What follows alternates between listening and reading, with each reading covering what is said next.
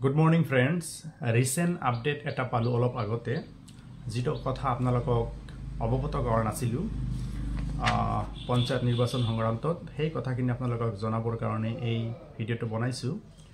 ইয়াতে কোৱা হৈছে যদি পলিটিক্যাল পাৰ্টিৰ পৰা যদি কোনো ক্যান্ডিডেট হয় তেতে হলে ফৰ্ম A and B আপোনালোকে সংগ্ৰহ কৰিব আৰু 2 copy of passport size photograph of the candidate লাগিব আৰু certified copy of electoral roll certified copy voter list লাগিব যত নেকি ক্যান্ডিডেটে নমিনেশন পেপার জমা দিব জিটো সমষ্টি জিটো ওয়ার্ড জিটো গাঁও পঞ্চায়ত জিটো জিলা পরিষদ সমষ্টিত ক্যান্ডিডেট বিলাকে নমিনেশন পেপার জমা দিব বা ইলেকশন খেলিব সেই সমষ্টি বা ঠাইৰ সাৰ্টিফাইড কপি ভোটাৰ লিষ্ট আপোনালোকে উলিয়াব।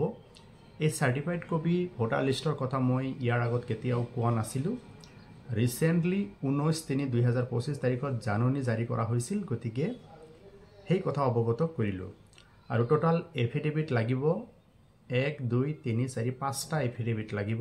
ক্যান্ডিডেটৰ মনত ৰাখিব number 1 sanitary toilet affidavit, second number of children declaration affidavit lagibo, number 3 educational qualification declaration ullekh kori affidavit dibo lagibo aru true copy of such certificate apunar educational qualification or certificate khon true copy jito educational qualification or affidavit banabo tar logot apuni gathi dibo lagibo।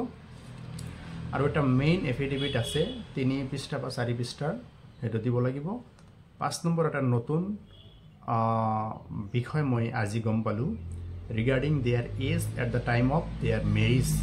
Candidate আৰু ক্যান্ডিডেটৰ স্বামী অথবা স্ত্ৰী বিয়াৰ সময়ত বয়স কিমান আছিল এই কথাটো ডিক্লেয়াৰ কৰি এফিডেভিট দিব লাগিব as per rule 62 clause 4 sub clause A of the Panchayat rules 1995। গতিকে ইম্পৰ্টেন্ট কথা আপোনালোকক কবলৈ পাহৰি গৈছিলো, এতিয়া জনালো। এইখিনি বিষয় আপোনালোকে মানি চলিব। ধন্যবাদ।